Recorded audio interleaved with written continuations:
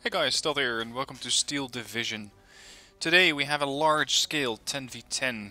This is on the map Colombelle, and these are one of those. This is one of those maps that's very, very wide.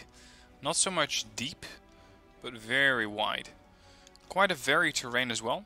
We have a large industrial area on the right end of the map. We have this river which can cause all sorts of issues for units moving up, as you only have so many bridges that you can use to get across. The middle of the map is more open oriented, a bit more terrain where tanks might be useful. You have a town towards the middle / western flank of the map. And then to the left a bit more forests, a bit more open areas, and very little in the sense of towns. Now today I'm going to be following Hellequin, who's using the second Blindé, also known as the French battle group. Now the French battle groups are very powerful, especially in the first phase of the game. I will not have another discussion in the comments where you say that this is a French game and thus the French battle groups are omnipotent. This is not the case. The French have some pretty glaring weaknesses, such as, yes, they may be fast, but the amount of armor that they carry tends to be rather low. They are not particularly well suited for long-ranged engagements or long-standing engagements. You much more get your benefits out of these decks if you rush to positions, hold them, do quick counterattacks, and then get the hell out of there. They also get, as the only deck so far, the DB7B, which deploys smoke bombs or smoke charge. And Hellequin is going to use this 7DB. Note how he's not flying it in from the south, but slightly from the west, to quickly put up a smoke screen, and these are sizable smoke screens at that. Quickly put up a smoke screen right over here, so he can use his forces and quickly rush towards that smoke screen. Whereas his forces, of course, can shoot anything that comes out of the smoke, but anything that drives into the smoke will not be able to see him, and vice versa, naturally. But it means that you can use this as a bit of cover. So he's quickly dashing into this position, and as for his force composition, a couple of Meteor forces, we have some HT-M5 for the infantry. We also have the AM-M8 Spahi, or Spahis. These are interesting M8s. Very good at spotting stuff. High optics, 7 rounds a minute rate of fire on a 37mm gun, which is remarkably punchy. It had 7 AP, 1 HE on the gun, but you then of course have 2 machine guns, which can also do quite a bit of devastating damage against other infantry units. And on top of that, they are really, really fast. Now he's a big fan of these apparently, as we're going to see a lot of these units later on. For now, he's very heavily engaged with the units on this side of the river. So far, we only have one Command Panzer 35S on the enemy, or on Hellequin's side so far. And if we can get this unit out of the way, then we might be able to move up to these buildings and provide a bit more cover for the infantry, as the Voltigeurs are forced to retreat due to an amount of fire that these guys just don't put up against very well.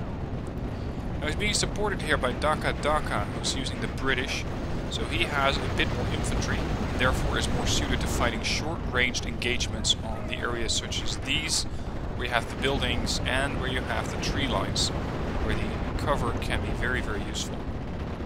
And unfortunately, his Spahis has been killed off thanks to the work of the HS-129. Not a problem, because we're already moving up further. The Voltigeurs are engaging the Panzer Grenadier at short range, but it's not just them. The Panzer Grenadier have been taking fire from the MMG, the M10 over here, and they quickly surrender to the French. Yes, insert your own French surrender remarks here. Now the Germans, of course, have more power. They have a couple of 250/9s coming up, which are the autocannon armed units. Very bad news for the infantry. So fortunately we have the tank destroyer, which is standing by to do its bidding and to get a couple of kills there. There's the 250/9 dead, but there's more where that came from. A couple more of those 250/9ers moving up, and the M10 is just wiping them out one by one. Now, it's a bit unusual that you get the M10A1 in Phase 1, but this is the specialty of the French. This is what they get.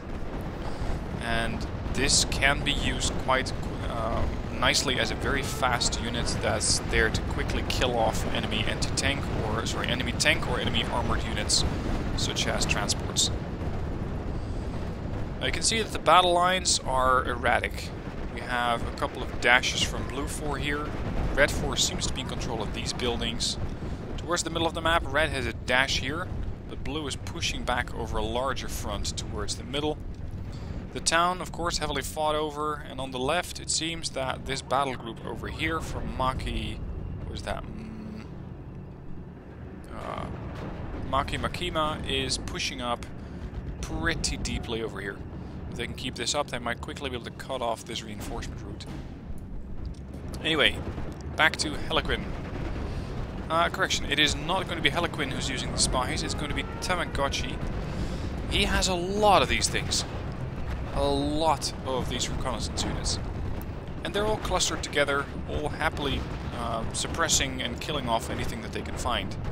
And in this phase of the battle, where the enemy armor is not present, or at least not that significant, these units can be quite a menace. They're fast, they are really good at quickly killing off lightly armored units, and combine those two, you have a pretty punchy force.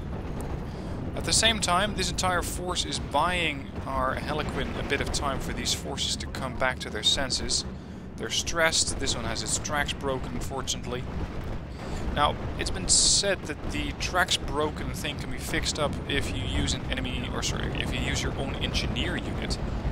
I haven't actually tried that, but it could very well be true that using an engineer is going to be able to fix these tracks, so you get your units which have their tracks broken back operational. Now just look at the amount of firepower that's coming down from all of these forces here.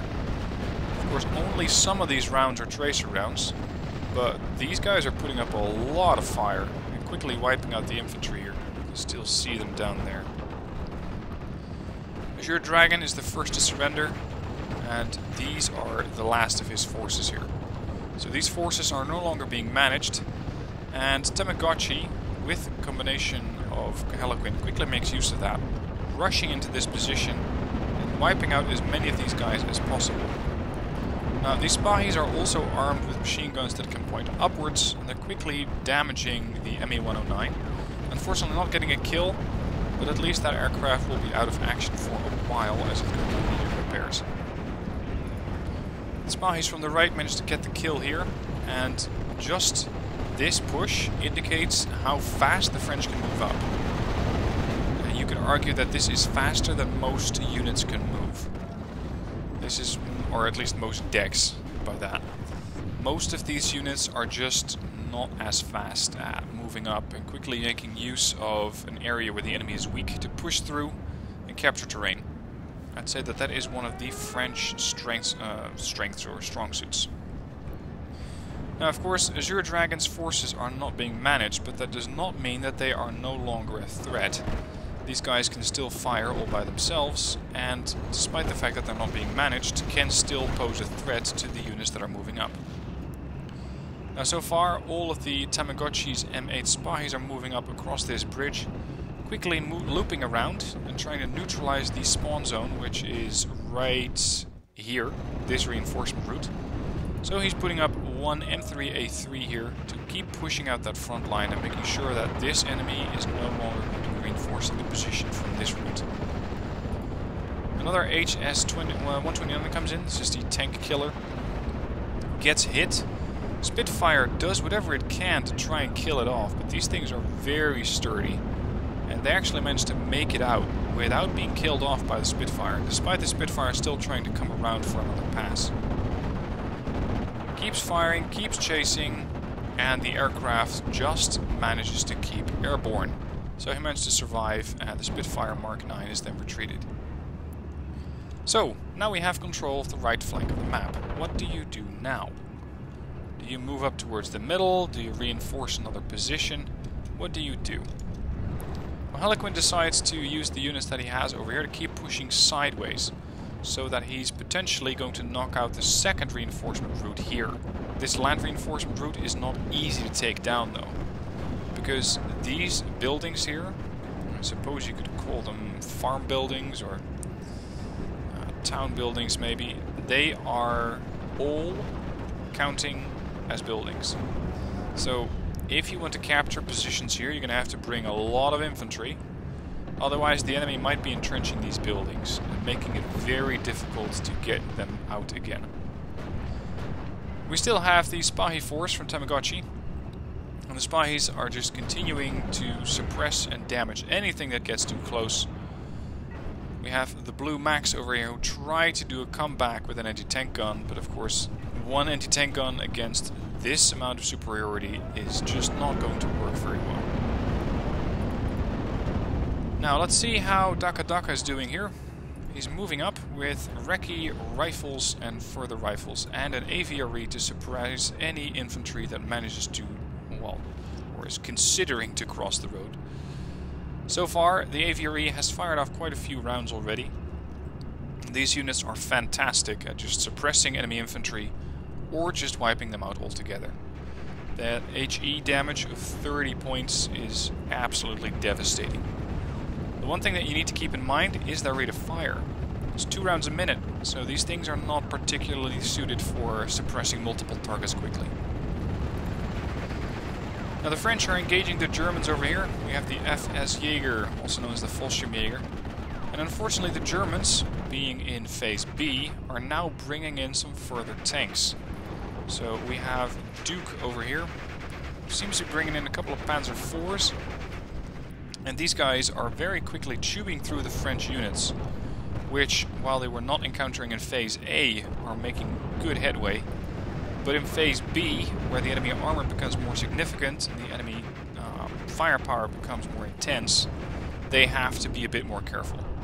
So you can see that he's withdrawing this Spahis to behind this tree line here, making it so that this unit can no longer be detected and no longer get shot at, while it is still maintaining the front line here.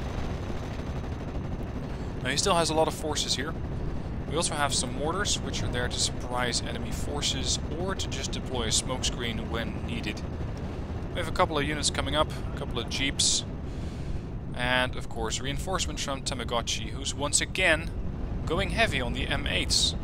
He's keeping trend with his current position of using mostly M8s. And I suppose I suppose that the M8 decided to be a train today, as it's just not interested at all in using the road, whereas it feels much more at home on the train tracks. That was a weird way to drive across the bridge. I thought only Knight Rider could do that. Anyways, the French apparently learned that trick way before Knight Rider did. Moving on towards the front line, where we have Panther Ds, which are now trying to get these Frenchies out of position. Of course, these guys are now taking fire from absolutely everything that is capable of doing damage to the Panther, which in this case is not too much, at least not at range. Because while the infantry units do have a chance at short range, and no, not everyone, the rifles, for example, do not carry any anti-tank weapons, but the anti-tank units are going to need to punch through 13 points of armor for the Panther D and 8 points of armor for the Panzer IV-H. So we still have some more need for armor-piercing material. We have some units coming in that might be able to do just that. These 2 jeeps are standing by, but it's a trick trying to find good suppressive positions where these guys can work and have good line of sight and not get killed off all of a sudden. But these guys, of course, are not anti-tank units. These are just mitrailleurs, which means machine guns. From this position, they have some cover, but they don't really do that well as far as damage is concerned. The French, the Germans are already trying to move up along the flanks here. And yep, he managed to get an ammo explosion there, thanks to the firepower from the Spahi. Look at the amount of German air power that they're putting up. They've been able to kill off the HS-129 finally. But they finally have a few Bofors here, which are doing a lot of damage to the Red 4 aircraft. So there goes another Axis aircraft. Defense beacon here from Double Sleven. Yeah, Double Sleven. Not exactly sure what, but he seems to be indicating that they might need to wait for an offensive against these tanks. at least for a while. Tamagotchi, in the meanwhile, is no longer operating on the right flank. He has decided to take his very mobile force of Spahis and go towards the middle of the map, where there are quite a few lightly armored targets to be killed off. We have a couple of SPW 222s rushing back and trying to get their asses into cover. But of course they're taking fire from absolutely everything here. Unfortunately there are some tanks moving up. A couple of Command Panzer IV-H. Not sure why you'd want to be using two of them together, because I don't believe that they actually provide command stores to each other. So I'd say that one standard tank and one Command Panzer would be more effective. But there it is. And unfortunately these panzers, along with the panzers that are coming in from the north, are pulling quite a number on the Spahis here. One after another gets killed off. Fortunately they haven't been able to kill off the shooter here on this Panzer IV-H, which is now forced to fall back. Panther D is standing by. The second Panther D is also completely ready for the fight. And why do we have a flight of Spitfires over here? 4 Spitfires, no less. So we need some sort of reinforcements from the right to try and push out these guys and make sure that all of these M8s stay alive. Now on the one hand I find the M8 strategy very interesting, because you have so much firepower that's very mobile. On the other hand, it is lacking in one very important element here, and that's armor. These guys just cannot sustain their position against these Panthers. This is when the Germans become an issue. This is when they keep pushing the front line back, as yet another Spahis get killed off. Now it looks like he's considering going on strafing runs with his Spitfires, doing quite a bit of stunning damage to the Panther D and forcing it to withdraw. But so far he still does not have anything here that can actually kill off these Panthers. Hellequin, in the meanwhile, seems to be stocking up on tank destroyers. We have one M10 standing by, Char M4A2s, that's an M4A2 tank. We have an AM-20 Command and an M4A376, which has slightly more firepower, standing by to move up and deal with these tanks. Another smokescreen has been deployed so that these units can safely get close enough to the Germans to actually do a lot of damage. In the meanwhile, the aircraft are still being suppressed by the combination of Bofors that they have over here. By now they have 3 Bofors that are standing by, dealing damage. Correction, that's the Bofors from Hellequin himself. We also have Daka Daka with his Tri-Polstons and his Bofors backing up from the middle of the map. So another aircraft comes in, deals a bit of damage to the machine gun unit there, and unfortunately actually makes it out alive. Machine gun takes another hit, 1 survivor, and it looks like the Me-109G2 is still surviving. And yep, I think we need to move up some of these AA guns a bit more. He also has a few more standing by, so these guys need to move up. But I think he's focused heavily on the units over here. Managing these and using these units to get rid of all of this armored stuff that Germany has deployed over here. Take note that this is just one unit, one player. This is Duke 1031. Yak Panzers, Panther Ds, a lot of firepower. But all that firepower is not going to get you anywhere if it's blind. So he's using this smokescreen very cleverly as a way to make sure that his units cannot take fire from all of that armored stuff. Whereas the units to the north don't have that luxury and are all trying to scramble for cover while these units are moving up and taking out the AA guns at the moment, making it potentially easier for Blue 4 aircraft such as the Spitfire to intercept enemy air, or to use their own aircraft in an offensive role and potentially deal with the tanks that are coming in. And just note how quickly these guys are forced to fall back. They do not get the opportunity to use their ammunition, use that firepower, and both of them get shot down. Very close to each other, actually. The Fallschirmjägers on the right flank are now getting awfully close to the machine gun nest over here. Machine gun still firing, still trying to suppress these guys, but there's only 5 of them left versus 9 Fallschirmjäger. They're pinned down, they're going to be losing this fight. So time for the Nueve to move up. And hopefully not get killed off by the other Fallschirmjägers that are coming in. These guys are Flammenwerfers, also known as flamethrower troops. And thereby, not very good news for the Nueve if they get an opportunity to use that thing. At this point, the French tanks are done killing off everything in the north, and it seems that the Germans are on the retreat over here. So let's see how close we can get before the smokescreen dissipates. And there goes the Jagdpanzer. There's another Jagdpanzer killed off, thanks to the combined firepower of the M4A3 and the M10A1. And if you're ever wondering how the French firepower is going to be able to kill off high-value German stuff, which has a lot of armor, here's your answer. Use that smokescreen. Deploy the smokescreen, use it to move up with your units, and once you get close enough, you're going to be able to penetrate the armor and kill off the unit. That's exactly what Hellequin has been doing here. He's bringing in some reinforcements, as unfortunately this reinforcement route is still a problem, and a Jagdpanzer is trying to threaten these forces, so much so that they're both forced to fall back. Sorry, my English is atrocious today. All these tongue-twisting units. Now, we still have this armored bunch over here. A Panther D and a couple of Command Panzer 4Hs. And there's still not a lot that they can do against that. So, once again, what do you do when you don't have an answer? You make sure that they can't see. So once again, the DB7B comes in, this time around in a defensive smokescreen role, covering the retreat of these units. Unfortunately, it comes slightly too late for this tank destroyer, as it unfortunately gets wiped out.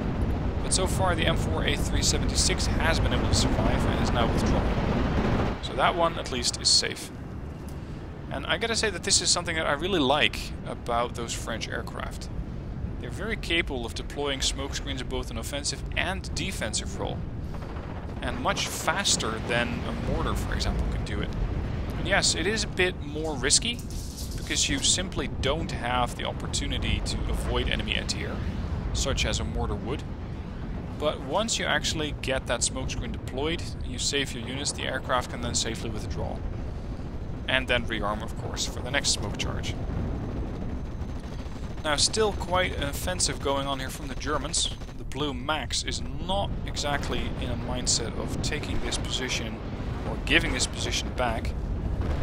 And so far, it's time for Daka Daka with his assault pioneers to move up, making it so that, unfortunately, they all get wiped out as they were too clustered there. But at least they did buy themselves a bit of time to move up with the Nueve into these buildings, provided, of course, that they're not captured by the Germans. We simply don't know that yet. Now, unfortunately, an M4A3 gets killed off, and I'm not exactly sure where that was, but I think it was somewhere down here where the M4A3 was withdrawing. No, that's a transport. Is that it? Nope. Not exactly sure where that thing died. But most of his armored forces have now been killed off, so he's going to have to wait to reinforce his position and then once again move out.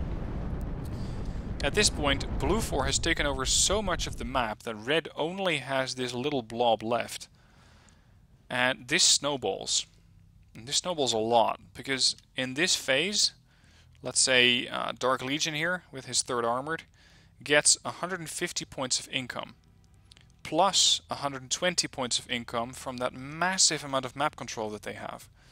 So, thanks to having 77% of the map, and yes, this is destruction, so they're not having an actual ticker, means that they can bring in a lot of units. Way more than Red 4 could ever hope to bring in this phase. And especially with some of these units, or some of these guys using the 21st Panzer, they're going to be saving up for 3 minutes straight before they can actually bring in that very, very much desired King Tiger. So before they can do that, they're going to be saving up a lot. And then you bring in the King Tiger, and you're going to find yourself surrounded by anti-tank units. Now, a very bold move here by the HT-5A. It's just completely ignoring the unit over here, and fired whereas the Germans then surrender. I don't see a lot of significant damage to this Stuk, actually, but it just decided to give up. I don't know, because there was infantry right next to the vehicle, maybe? And of course, the sappers would have pretty quickly killed it off, especially with the combination that they have over here. But still, I'm not exactly sure why he would want to surrender. Now, as Daka Daka is pushing up together with Hellequin, we have the push on the left flank, which is a heavy push.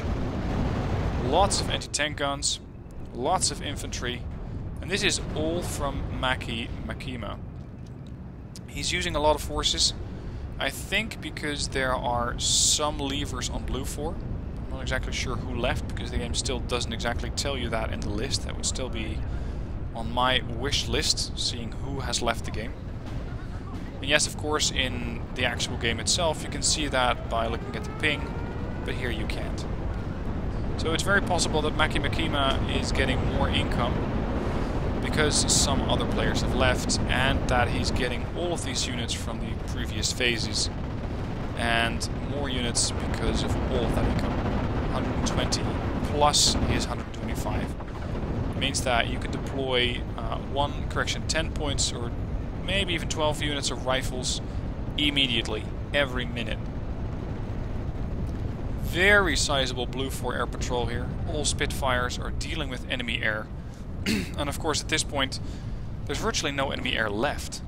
They simply don't really feel confident about pushing up with any sort of air unit, because Blue has a significant portion of map control as far as AA goes, and they keep circling with Spitfires galore. We have another patrol of Spitfires coming in. This is Tamagotchi again, by the way. A couple of P-38 Lightnings, Thunderbolts, everything comes in and tries to damage these guys. At this point though, Red 4 also has a lot of AA, and is trying to suppress these aircraft as they're coming through, so there's not that much that they can do. Unfortunately, it looks like those anti-air guns don't, or are at least not going to be living for quite a while, as Tamagotchi is now pushing in from the south, so at this point he's been pretty much all over the map. He started out on the right flank, then moved up here, and is now moving up towards the middle of the map, with a group of M3, A3 Spahis, a couple of M10s, and further tanks for support, as well as tank destroyers. So together here with Whiskey 1, he's moving up and trying to get the kills on these Germans. And really, there's not a lot that they can do. Blue Max is still threatening these positions here. Sappers are still trying to keep these Germans at bay. And Sappers really aren't ideal units for that job, because they do not have a machine gun, whereas the Germans do. So they're very likely to get pinned down and then shot, or just killed off altogether. So they have to rely on their M4A2 to keep these guys at range. And the M4A2 has as much benefit of these guys surviving as vice versa. Because if these infantry units come too close, they're going to use that anti-tank weapon and deal with the tank afterwards. So far, Hellequin has scored almost 4,000 points. He's currently sitting on 3983. We still have 2 minutes left in this game. So he has scored an absolute massive amount of points. Especially considering that it is 22,000 points, whereas he scored 4,000. So he scored, out of the 10 people on his team, about 1/5, a little under 1/6 of his team. So he's done really, really well for himself. I deployed another smokescreen to deal with any of these tank units that are still trying to make a threat against the units that are pushing up. And once again, as he deploys his smoke, his own units are pushing up. So take note of this and make sure you use it in your own games, because it can really make it easy for your units to move up quickly, capture further terrain, and make sure you use all that terrain to get more income, be it in Conquest, or more points to buy more units in Destruction. And at this point it just starts to get ridiculous. They have 89% of the map under their control. As such, they're getting 150 points extra on top of their standard income. So for Dark Legion, that means he can bring in 300 points of units. For Tamagotchi 115 plus 150, and the same goes for Hellequin. So these guys are bringing in absolutely everything they have, and I wouldn't be surprised that if you have this much income, you're going to find yourself running out of units. You're going to have more income than you have units to actually send out. And as such, their decks might get emptier and emptier and emptier. And I just managed to pretty much encircle these Fusiliers over here, thereby cutting off this section and getting another few percent. And now at 91% of map control, just 5 seconds left on the game.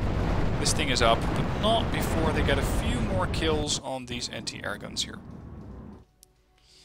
So, major victory, and for a Hellequin that was 5,000 points. Same goes for Tamagotchi, he also got 5,000 points. But of course we're looking at the kills. We're looking at 4,298 kills versus 1,000 points in losses. Tamagotchi, the one with all of those very fast mobile units, got a little under 3,400 points, killed off 2,400. And Daka Daka, the guy who was supporting him with his British infantry, 2,000 points and 1055. Now as for the kill lists, let's have a look. The HTM5 was able to kill off an anti-tank gun. Interesting. Most of the time the anti-tank gun just needs to fire off one shot and kill off the transport. The M10 got a couple of kills early on against those autocannon units. The Spahis got a couple of kills. Looks like this M4A2 got quite a few anti-air kills, as well as a Jagdpanzer IV and a Standard Panzer IV. Well done there. The 76, 3 stars, actually didn't manage to get that much damage in. I'm afraid it got killed off at some point, but not before it at least did some damage. But still, a couple of 36mm guns, or 36, 37s, they are not that expensive. And for losses, most of his losses seem to have come from, I'd say, armored units. The Panther D, the Befehlpanther, Stug 3, Stug 42. So most of the damage seems to have come from there, but really he hasn't lost that much. Anyway, I hope you enjoyed this game. Let me know what you think of it down below in the comments. And if you have a game of your own that you want to send in, an own replay, then click on the link in the description down below and I'll show you how to get that thing to me so that I can have a look at it and potentially turn it into a video. For now, thank you for watching, hope you enjoyed this, and I'll see you soon for more videos.